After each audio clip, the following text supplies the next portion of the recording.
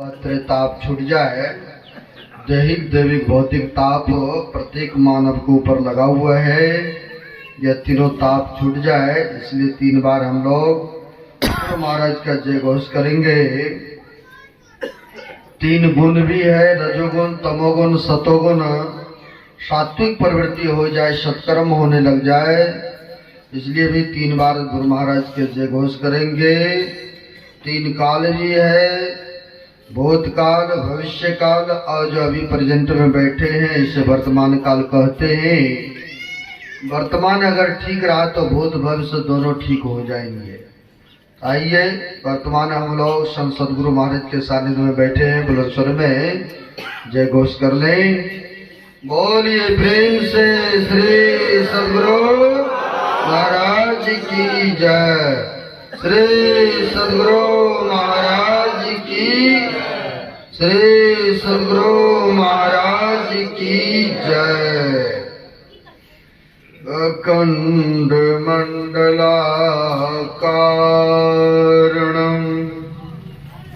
व्याप्तं येन चराचरम्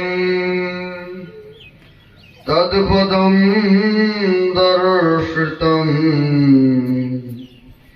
येन तस्मै श्री गुरवे नमः। परम गुरवे नमः। परापर गुरवे नमः। परमात्मा गुरवे नमः। आत्मा गुरवे नमः। आदि गुरुदेव अनादि गुरुदेव अनंत गुरुदेव अखिल गुरुदेव चरण गुरुदेव शरण गुरुदेव। श्री गुरु महाराज चरणारविंदो नमो नमस्ते। मेरा मुझ में कुछ नहीं, जो कुछ है गुरु तोर। तेरा तुझको सौंपता क्या लागत गुरुमों। प्रातः स्मरणीय श्री भूषित ब्रह्मलीन संत सदगुरु महाराज,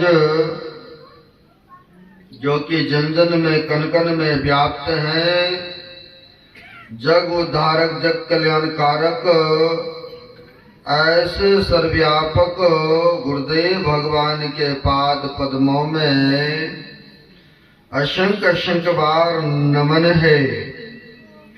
तीर्थों को भी पावन पवित्र करने वाले मंचस्थ पूज्य साधु चरण, आए हुए सदगुरु के सद्भक्तगण, जो मनुष्य शरण का कर्तव्य है, उत्तरदायी है, वह कर्म करने हेतु पधारे हुए हैं। बड़े ही सौभाग्य की बात है। अभी हम लोग पाठ के कड़ी में योग के संबंध में सुन रहे थे। संत मत में नियम है, प्रातःकालीन सत्संग योग से पाठ होते हैं और अपराह्न में पवित्र ग्रंथ रामचरितमानस से पाठ होते हैं। जो पाठ होते हैं वही विषय बनता है वक्ताओं के लिए। तो अभी का हम लोग पाठ में श्रवण कर रहे थे योग के संबंध में। योगीनम कथम ज्ञानम मोक्षदम भवति भो। योगोऽपि ज्ञानिनस्तु न क्षमा मोक्ष कर्मणि तस्माच्च ज्ञानं च योगं च मुमुक्षुं दृढ़ं भासतु। आदि कहते हैं योग करने के लिए उस मालिक से हम लोग वियोग हो चुके हैं, उस परम पिता परमात्मा से हम लोग अभी बिछड़ चुके हैं। इसीलिए कह रहे हैं, भगवान ब्रह्मा जी कहते हैं शिव भगवान से, कोई कहते हैं योग से वह परमपिता परमात्मा की प्राप्ति होंगे, कोई कहते हैं ज्ञान से प्राप्ति होंगे। तो भगवान शिव से जब इस तरह का बर्ताव हुआ, वहां पर और भी ऋषिगण बहुत सारे थे, तो भगवान शिव ने कहा कि योग करने के लिए ज्ञान चाहिए, यानी योग करने के लिए ज्ञान चाहिए, ज्ञान के बिगर योग नहीं होता है, योग के बिगर ज्ञान नहीं होता है।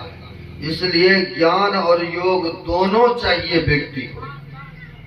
कोई भी काम करते हैं, सांसारिक काम ले लीजिए, अगर उसके विषय में जानकारी है तब तो ठीक ठीक कर लेते, नहीं?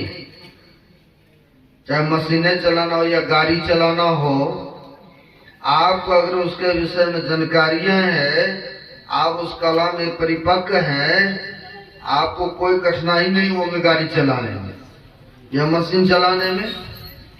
अगर उसके विषय में जानकारी नहीं है तो कठिनाई होते हैं कि नहीं, कुशल पूर्वक नहीं कर पाते हैं वो काम। वही जब सीख लेते हैं, जानकारी हो जाता है, तो संसार का काम कुशलता पूर्वक व्यक्ति करते हैं। कहते संसार के काम भी बिना जाने बिना ज्ञान के नहीं चलता है, तो परमार्थ कैसे चलेगा? इसके लिए भी तो चाहिए ना ज्ञान। सांसारिक ज्ञान के लिए भौतिक ज्ञान की आवश्यकता है, लेकिन परमार्थ के लिए आध्यात्मिक ज्ञान की आवश्यकता है। वही वहां पर कह रहे हैं, संवाद हैं, भगवान शिव कह रहे हैं ज्ञान भी चाहिए और योग भी चाहिए। और इसी को पुष्टिकरण करते हुए भगवान बुद्ध कहते हैं सत्संग योग भाग द्वितीय में मिलेगा। उनका भी कथन है ज्ञान बिना ध्यान नहीं, ध्यान बिना ज्ञान नहीं। जो ज्ञान और ध्यान दोनों रखते हैं वही निर्वाण की समीप है।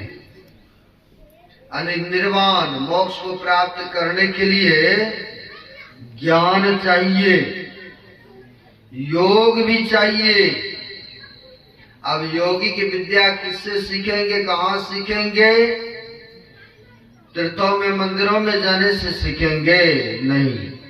जो योगी महापुरुष होते हैं, जिन्होंने योग करके अपने आप को तपाया है, अपने आप को पहचान किया है, जिन्होंने साधना करी है, जब उनके पास जाएंगे, उनसे दीक्षा शिक्षा लेंगे, तब ना हम आप भी योग में प्रतिष्ठित हो सकते हैं।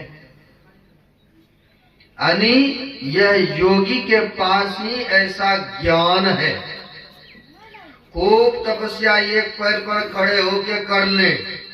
पहले जमाने में होते थे तपस्या, ना जाने 10-10 हजार तक बैठ करके गुफा में तपस्या करते, एक पैरों पर खड़ा होकर के तपस्या करते थे।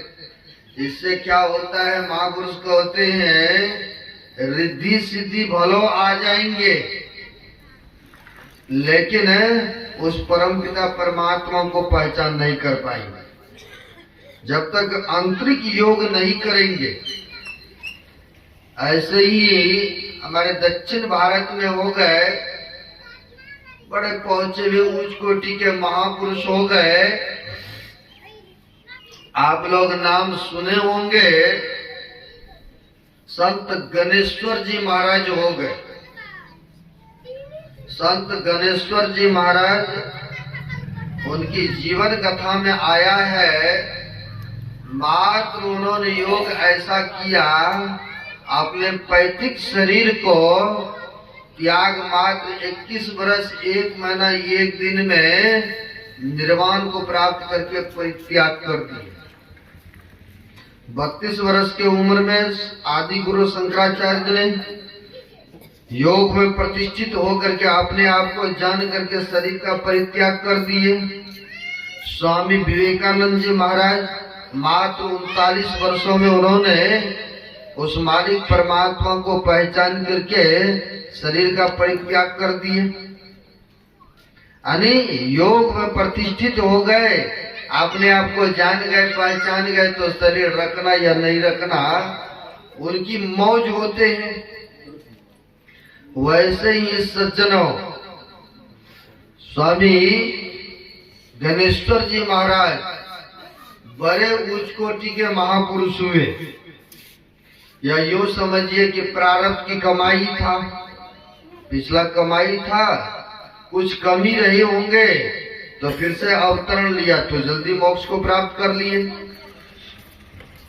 जब उनका यश कीर्ति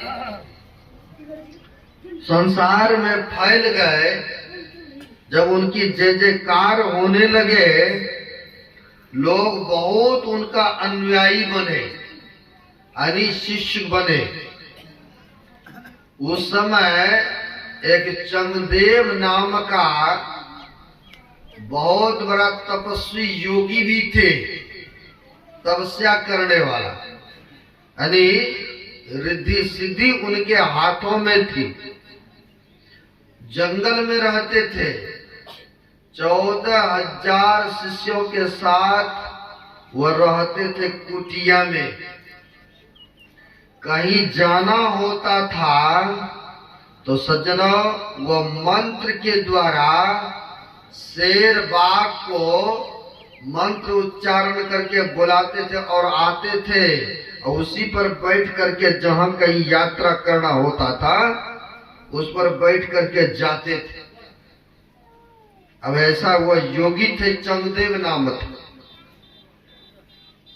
लेकिन उन्होंने जब संत गणेश्वर जी महाराज के बारे में यश कीर्ति सुनी तो सोचा, पहले जमाने में चिट्ठी चला करते थे, सोचा कुछ बातें इसमें साधना के विषय में लिख करके मैं भेजता हूं, उसका अगर उत्तर दे देंगे, अगर जवाब दे देंगे, तब हम समझेंगे कि वास्तव में यह पहुंचे हुए संत है, योगी है।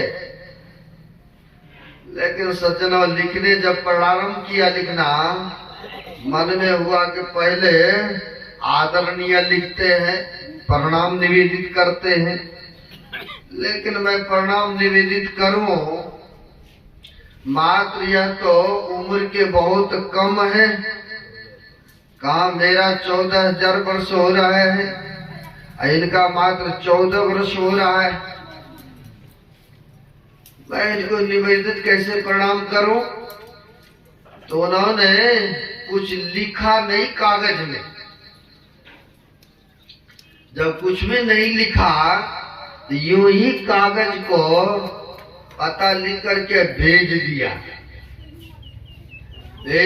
संत गणेश्वर जी महाराज के पास जब वह चिट्ठी पहुंची तो सज्जनों, संत गणेश्वर जी महाराज योगी थे, पहुंचे हुए संत थे। वह जान गए मनोभावनाओं को। इसमें क्या लिखा है, क्या उन्हें प्रणाम निवेदित किया है, जान गए। संत जो होते हैं, योगी जो होते हैं, वो सबके मन के बात को जानते हैं। जानने वाले ऐसे महापुरुष,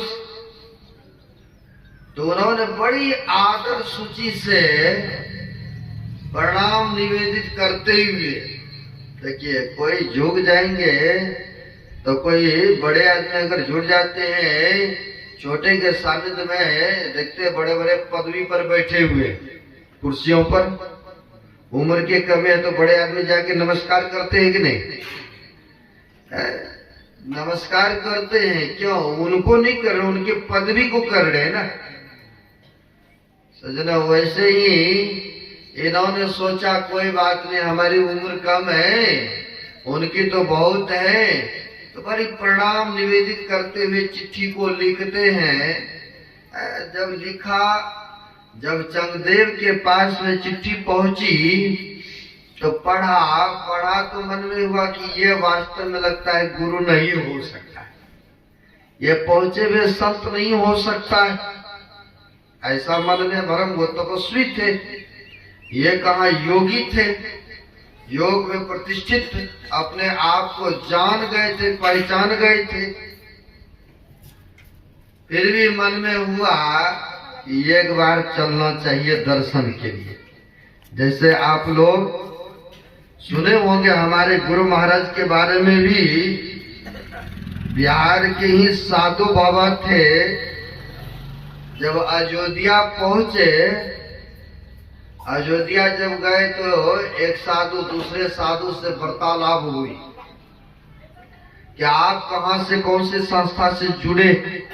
कई बार आप लोग भी यहाँ वहां कहीं जाते होंगे, कोई को पूछ देता होगा कि आपके गुरुजी कौन है ने, कौन से संप्रदाय से हैं। हम लोगों को ज्यादा टकरता है कौन से अखेड़ा।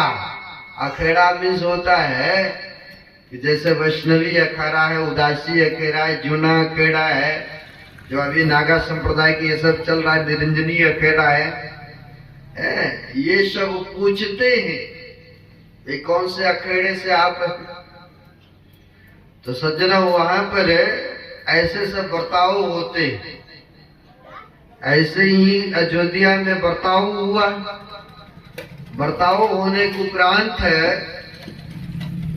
जो गुरु महाराज के भक्त थे उनसे जब बातचीत हुई अयोध्या की बाबाओं से, तो इन्होंने अपने विषय में बताया कि हमारे सदगुरु महाराज कुप्पा घाट भागलपुर में बाल ब्रह्मचारी है, गेरू पड़धारी है, और वह संसार के कल्याण कारक है, और ऐसे पहुंचे हुए संत हुए है। तो बहुत तरह के बखाने हुई। कहा गंगा जी के किनारे में गुफा में रह करके हमारे सदगुरु महाराज योग किए, क्योंकि बात तो सही है ना। आप लोग भी गए हुए किए होंगे, देखे ही हैं, योग किए हैं गुफा के अंदर में बैठ के। वो भी एक आध महीना, 2-4 महीना नहीं, सज्जनों 18 महीना तक गुफा के अंतराल में रह करके तपस्या करी है, योग करी है गुरुदेव ने। जब इस तरह से अयोध्या के जो संत थे, बाबा थे, उनसे अपने बिहार के जो बाबा जी गए थे घूमने क्रम में, उनके जो कुटिया में रुके थे, तो काफी बातचीत चली। जब बातचीत चली तो उनके मन में हुआ भी एक बार जाकर के दर्शन करना चाहिए। किसी के बारे में कोई ज्यादा सुनते हैं तो मन में तो होता है ना, एक बार मिलना चाहिए। ऐसे ही सज्जन आज ही हमें सरदेव सुनील जी सुना रहे थे, दिखा रहे थे मोबाइल में, परमानंद जी महाराज के बारे में जो सुने हैं, जो वृंदावन में,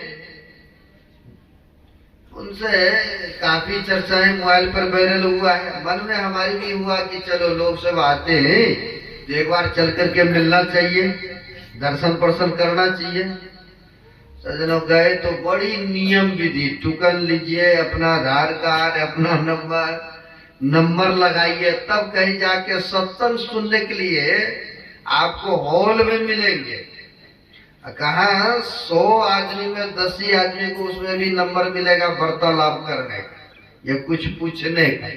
लेकिन हमारे गुरु महाराज का ऐसा नियम था, जो भी आया गया दर्शन करो, है ना। कुछ पूछना भी होता था, समय पा करके पूछते भी होंगे भगत लोग। लेकिन वहां पर ऐसा देखा कि मैंने हम लोग फकीर है, साधु है, फिर भी हम लोगों को मिलने के लिए नहीं मिला अवकाश। आप लोगों का कहना ही क्या है, क्योंकि ये प्रत्यक्ष बातें बता रहा हूं, है ना। लेकिन हमारे गुरु महाराज में ऐसा कोई नियम विधि नहीं था। आप बशर्ते चरण स्पर्श नहीं करते थे, लेकिन दूर से दर्शन तो होता ही था, नमस्कार तो होता ही था, दूर से वार्तालाप तो होता ही था। लेकिन स्वामी परमानंद जी महाराज से मिलना क्या, आमने सामने भी नहीं होना है। उसके लिए नंबर लगाइए, टोकन लीजिए, एड्रेस पता दीजिए, फिर जा करके अब जब नंबर आएगा तब फिर जा करके आप हॉल में सत्संग सुन सकते हैं, या कुछ बर्ताव करना उनके लिए स्पेशल आपको कहीं एकांत जहाँ रहते निवास वहां मिलेगा कि नहीं मिलेगा ये भी कहना मुश्किल था। हम लोग देखे कि जब संभव नहीं है तो भाई चलो अपनी कुटिया यहीं से नमस्कार यहीं करेंगे। तो उनकी गुरु महाराज के बारे में जब यह कीर्ति फैला सजना बातचीत हुई, अयोध्या में जो थे महात्मा जी बताया कि हमारे गुरु महाराज ऐसे ऐसे पहुंचे हुए संत हैं। मन में हुआ कि समय पाकर के दर्शन करना चाहिए। जैसे भगवान बुद्ध के भी शिष्य थे जगदीश काश्यप जी, तो गुरु महाराज के बारे में सुने थे तो आए थे ना, है दर्शन प्रसन्न, यहाँ तक कि दीक्षा भी ग्रहण किए। सज्जनों, उनके भी मन में हुआ कि चलना चाहिए, समय पा करके ऐसे पहुंचे संत है तो दर्शन करेंगे एक बार अवश्य जा करके भागलपुर कुप्पा घाट। और वह मौका पा करके कुछ महीनों के बाद मौका पा करके अयोध्या से ट्रेन पर सवार होते हैं, क्योंकि भागलपुर आएंगे, वहां से टेम्पो रिक्शा पकड़ के तब ना कुप्पा घाट आश्रम। ट्रेन में बैठे हुआ है साधु बाबा, और ट्रेन में सब इंसान नहीं होता है, नहीं पॉकेटबार भी होता है, सीना छोर भी करने वाला होता है। अब उस बोगी में 2 4 5 आदमी बदमाश भी थे। जब स्पीड में ट्रेन चली, जब गाड़ी रफ्तार में हो गए, अब इसने चाकू छुराई कला का जिसके पास जो रुपया पैसा घड़ी है या गहना जेवर माता लोग के पास में दो जल्दी दो जमा करो, नहीं तो मार देंगे। अब जान प्यारी है ना आदमी का, नहीं जिनको जो हुआ सब देते रहा। लेकिन उन्हीं में एक दंपति नई शादी विवाह हुई, कान में नाक में जेवर गहने पहनी हुई, वो देने के लिए तैयार नहीं। उसके साथ में घर वाले भी थे, बचाव अपना कर रहे थे। अब यह बेचारा दोई, अब क्या करते, वो 2 4 व्यक्ति जो थे, 2 व्यक्तियों ने इनको पकड़ा और घर वाले को पकड़ के हाथ बांध दिया, जाके बाथरूम में बंद कर दिया। अब इनके पास जो भी था सोना चांदी सब जबरन ले लिया। जबरन लिया तो लिया, उनके साथ में बदतमीजी करने लग गए। तो साधु बाबा जो पास में बैठे हुए थे, उनको नहीं रह हुआ, वो कह दिया। कई बार हम लोग भी ट्रेन में जब सफर करते हैं ना, कई बार ऐसा मौका लगता है, कुछ आदमी सिगरेट पिएंगे, स्टैंडर्ड जमाने के आजकल है, सिगरेट पीने लगता है पास में, तो हम लोगों को भी कहना पड़ता, भाई आप पीते ही हो तो बाहर गेट के पास जाओ, अंदर में अलाउड नहीं है, दूसरे को परेशान कर रहे। कई बार कह देते हैं। अब वह साधु बाबा को रह नहीं हुआ, देखा इनके तो जो भी था ले लिया इसने, लेकिन इसके साथ इस तरह से बर्ताव कर रहा है। सज्जनों, उन लोगों ने कहा, मैं तो समझ रहा था आप साधु बाबा, इसलिए आपको हम छेड़ नहीं रहे थे, कुछ आपका सामान मैंने नहीं लिया, आपके साथ उलट पुलट मैंने नहीं किया। अब लगता है आप ही का काम पहले करना पड़ेगा।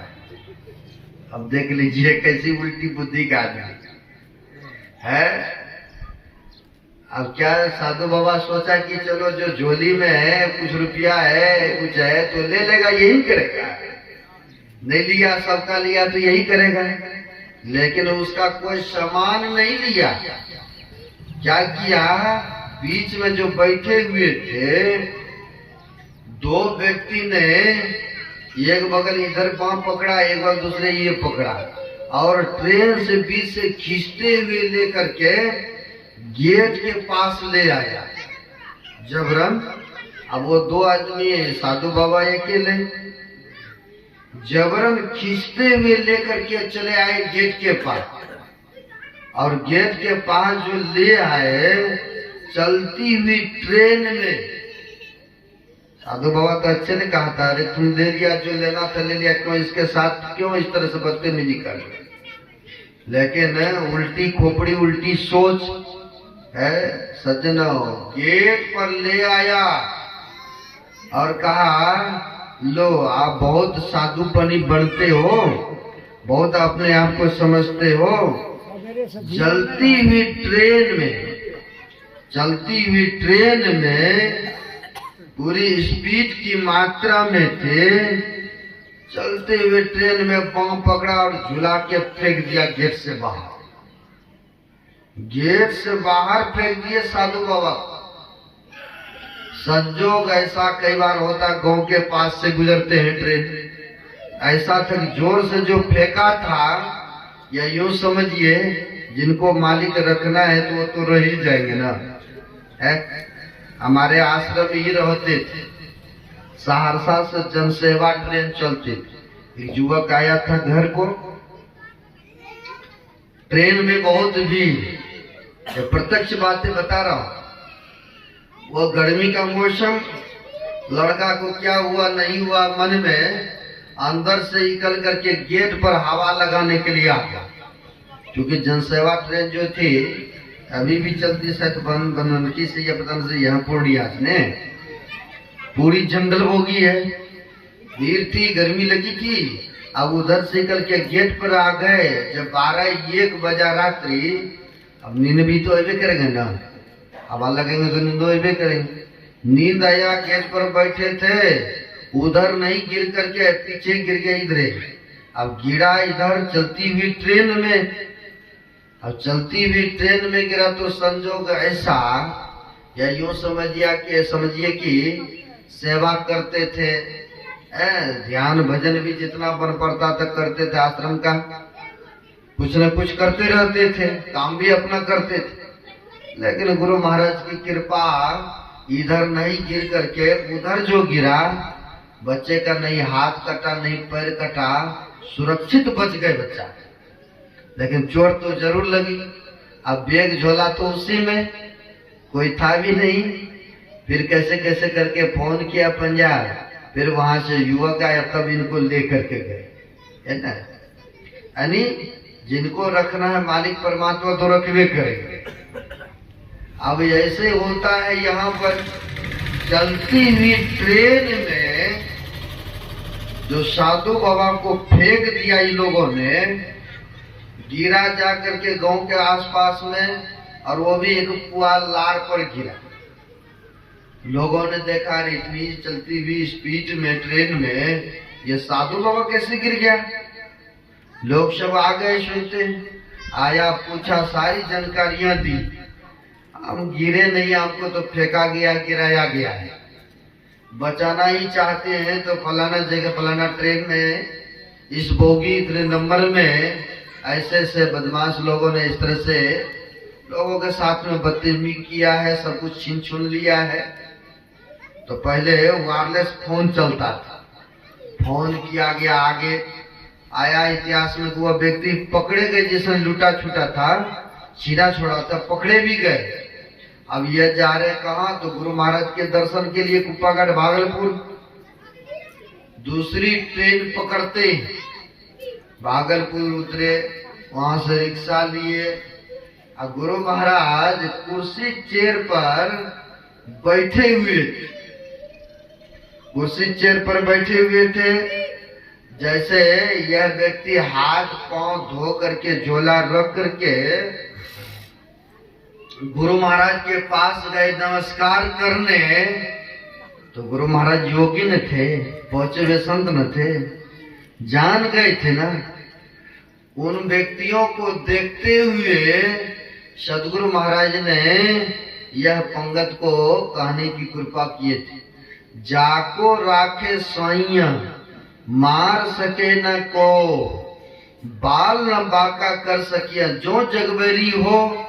जब ऐसा कहा, वह सत्संगियों वह जो बाबा थे, कहा धन है महाराज, ये तो आप जैसे संतों का दर्शन करने हम आ रहे थे।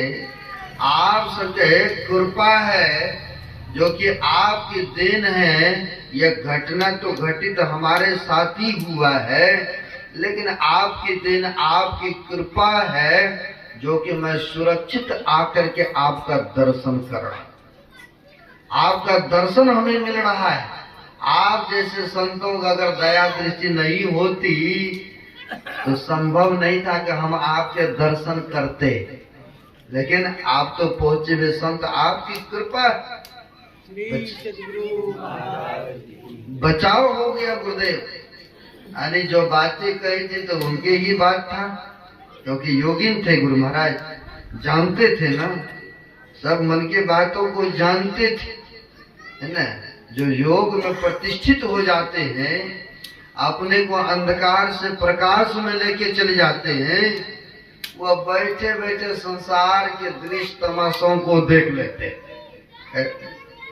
अब यहाँ पर भी मैं सुना रहा था संत गणेश्वर जी महाराज के बातें, योग के बातें तो पहले गुरु महाराज के सुने। अब इस संत गणेश्वर जी महाराज के जो थे, चिट्ठी लिख करके जो भेजा, तो संत गणेश्वर जी महाराज ने बड़ी आदर सूची के साथ भेज दिए वहां चंगदेव के पास। इनके मन में हुआ कि एक बार चल करके देखना चाहिए, मिलना चाहिए, दर्शन करना चाहिए। तो बाघों की मंत्र मार करके बाघ को बुला लिया और उस पर सवार हो गए जो तपस्वी थे चंगदेव।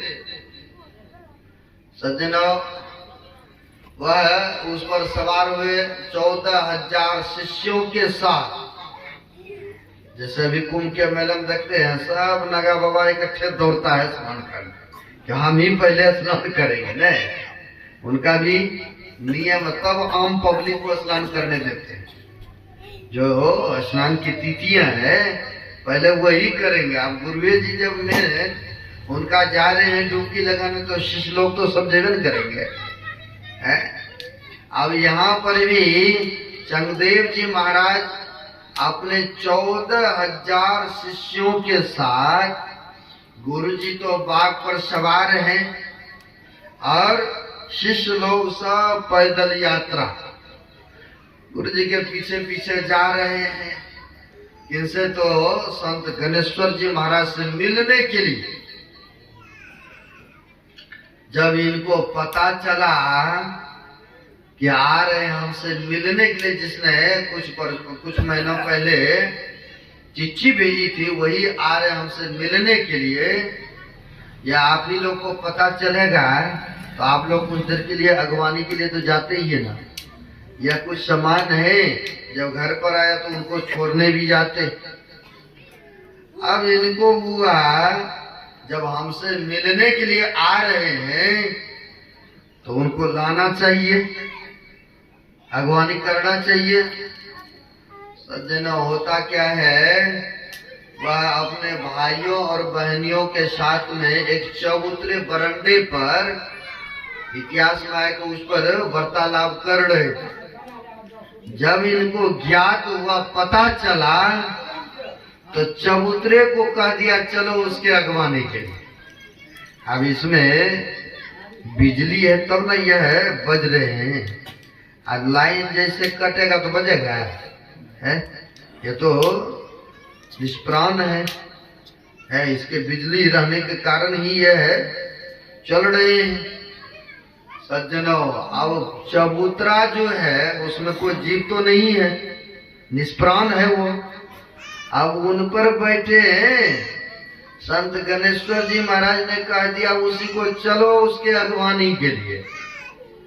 जिस चबूतरा पर संतों की वचन है, संतों जो चाहेंगे वो करेंगे ना। चबूतरा पर बैठे थे, चबूतरे को कहा जाने के लिए, चबूतरा भी आकाश मार्ग में उड़ने लगे और उस पर बैठे हुए हैं सब। चबूतरा जा रहे हैं और उधर से शेर बाग पर वो सवार होकर के आ रहे हैं तपस्वी जो चंगदेव है। उन्होंने देखा कि अरे मैं तो जीप पर बैठ करके जमीन से जा रहा हूं, ये जो है संत गणेश्वर, ये तो देखो चबूतरा निर्जीव पर बैठ करके हमारी अगवानी के लिए आ रहा। हम तो समझ रहे थे कि हम ही है तपस्वी योगी। अब उनकी सारी अहंकार वहां पर चूर चूर हो गए, सारी उनकी घमंड जो था सब खत्म हो गए कि नहीं ये वास्तव में योगी है, वास्तव में पहुंचे हुए ये फकीर है। हम तो जीप पर बैठ करके बेशक शेर की सवारी कर रहा हूं, लेकिन है तो जीव है, जीवित है, लेकिन ये तो निर्जीव पर आ गए। अब उनकी सारी घमंड उसी जगह खत्म। और जब खत्म हो गए सज्जनों, तो इतिहास में आया है उस समय, उसी समय ये जो 14,000 के वर्षों के थे चंगदेव, 14 वर्ष के चंगदेव के चरण पर नतमस्तक होते, अपना साष्टांग नमन करते हैं। नमन किया और आग्रह किया कि हमें भी ये योगिक विद्या बताने की कृपा करें। यह कैसे निर्जीव पर आप आकाश मार्ग से आ रहे, ये कौन सी कला है, कौन सी विद्याएं हैं? हमें तो तपस्या किया हो, यह मंत्र के द्वारा शेर बाघ पर जीवित प्राणी पर चढ़ करके आया हूं। आप तो निर्जीव पड़े इस पर, इस तरह से आप कृपा करें, हमें भी वह शिक्षा योग की देने की कृपा करें। जब गुरुवे जी झुक गए, गुरुवे जी दीक्षा लेने के लिए अग्री हो गए, तैयार हो गए, तो शिष्य भी तो होगा ना।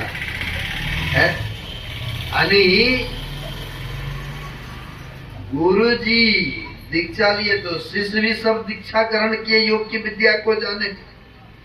सज्जनों, कहने का मतलब हुआ कि यह उम्र से नहीं होते,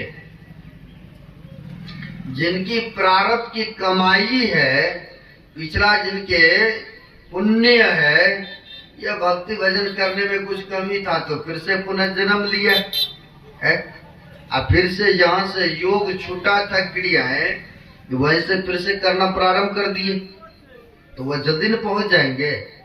कमाया हुआ है, कमाया हुआ है, जहाँ 99 रुपया कमाया हुआ है, 1 रुपया और कमाएंगे तो 100 का नोट तो बन ही जाएगा ना, तो कमाना तो कम ही पड़ा। वैसे ही योगिक विद्याएं हैं, जिनका प्रारब्ध के संस्कार है, जो योग में प्रतिष्ठित है, उनको तो उतनी मेहनत नहीं करना पड़ेगा, उतनी मेहनत नहीं करना पड़ेगा। यह योग की क्रियाएं, योग की शिक्षा, योग की कला सबके अंतःकरण में, सब कोई योग में प्रतिष्ठित हो सकते, सब योग में प्रांगत हो सकते, लेकिन महत्व है करने का, नहीं, महत्व है करने का। जो योगी की विद्या हम लोगों को गुरु महाराज से मिला है, जो ध्यान ज्ञान की बातें मिला, ये क्या है? पिंड से ब्रह्मांड में जाने की बात है, अंधकार से प्रकाश में जाने की बात है। सज्जनों, जैसे हम लोग अंधकार से प्रकाश में जाएंगे तो वो तो योगी हो गए, योग करने वाले हो गए।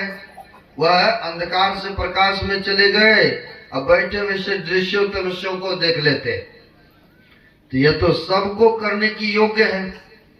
इसलिए यह भेद जो है गुप्तनीय है, अपने आप संभव नहीं है कि हो पाएंगे। इसलिए कहा है कि महापुरुषों ने, यह भेद है गुप्त, पाना किसी ग्रंथ से है, और संभव समझ लो किसी संत से।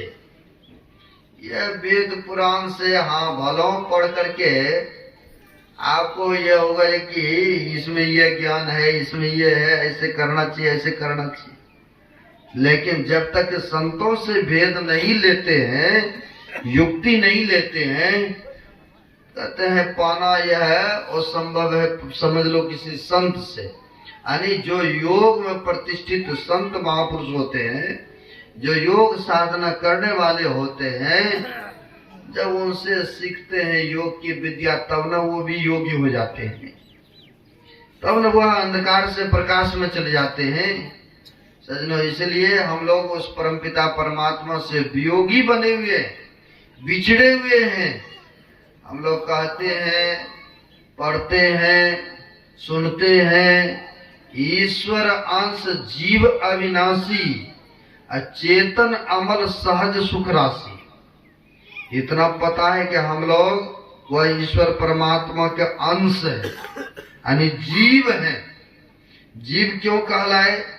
जीव पर तीन पर्दा है छाया, ऐसे जो साधन से जो न हटाया, यह पर्दा जो पड़ गया है अंधकार का, प्रकाश का, शब्द का, इसलिए यह जीव कहलाया। यही जब साधन करके, सुमरण करके, जब हम लोग योग में प्रतिष्ठित हो जाएंगे, तो सज्जनों फिर हम लोग वह पीप से जाकर के मिल जाएंगे, यानी परमात्मा से जाकर के मिल जाएंगे।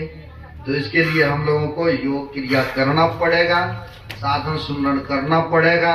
जब सुमरण ध्यान करेंगे, जब सदगुरु के कहे अनुसार चलेंगे, तो अवश्य ही इस जन्म में योग के संस्कार लगा रहा, तो अगले जन्म से ही भगवान बुद्ध के देख लीजिए, योग करने में 500 बरस 50 बरस लेना पड़ा ना है, लेकिन एक न एक दिन उस परमात्मा को जान गए कि नहीं। तब न उन्होंने लिखा, ऐ परमात्मा, ऐ सृष्टि का रचता, हम तुम्हें पहचान गए हैं, अब हमें आप नहीं बना सकते हो, क्योंकि मैं पहचान गए। यानी योग करते करते उस मालिक को पहचान गए। जब पहचान गए तो रवन में आया, जाना तुम ही हो जाए। उनको जान करके स्वयं वही हो जाते हैं सज्जनों। इसलिए हम लोगों को योग साधना सुमरण करना है। सदगुरु का ज्ञान मिला हुआ है, अब आगे नहीं बढ़ता हुआ। वाणी में विराम। अब एक भजन